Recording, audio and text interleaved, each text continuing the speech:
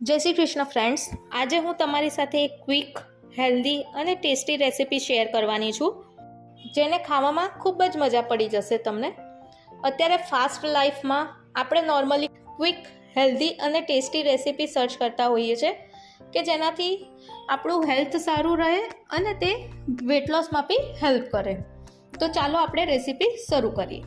આ રેસિપી માટે મેં અહીં એક ગાજર અને એક કાકડી લઈ લીધેલું છે.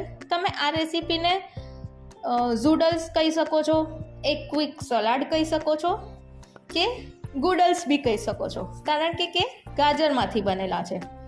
તો મેં અહીં એક ગાજર લઈ લીધેલું છે. ગાજરને મેં બરાબર ધોઈને છોલી દીધેલું છે અને તેને એક સ્ટ્રીપરની મદદથી છીણી લઈશ. સ્ટ્રીપરની મદદથી ગાજરને છીણવાથી એક નૂડલ્સ જેવું તૈયાર થાય છે.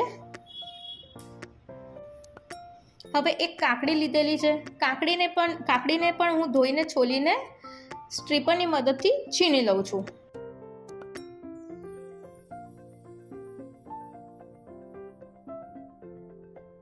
અને તમે જાણો છો કે કાકડીમાં પુષ્કળ પ્રમાણમાં પાણી હોય છે, તેથી તે ગરમીમાં બી આપણને હાઇડ્રેટ રાખે છે અને ઠંડક આપે છે.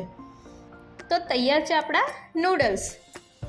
છે ને એકદમ નૂડલ્સ જેવા લાગે છે ને, ઝૂડલ્સ.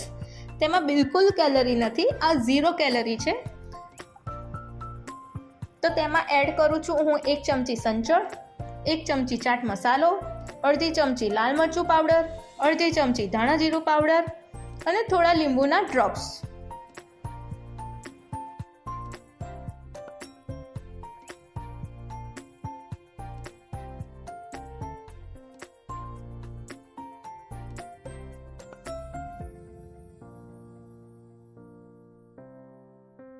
આ બધું એડ કર્યા પછી ડબ્બાના ઢાંકણને બંધ કરી દઈએ અને કરી લઈએ શેક.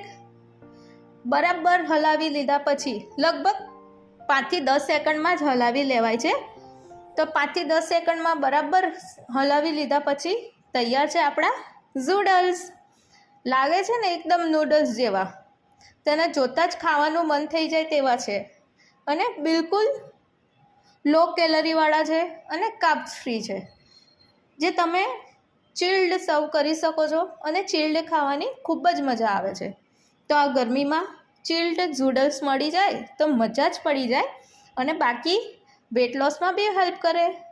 જો તમને મારી રેસિપી ગમતી હોય તો મારી ચેનલને લાઈક કરજો, શેર કરજો અને સબસ્ક્રાઈબ કરજો. Thank you.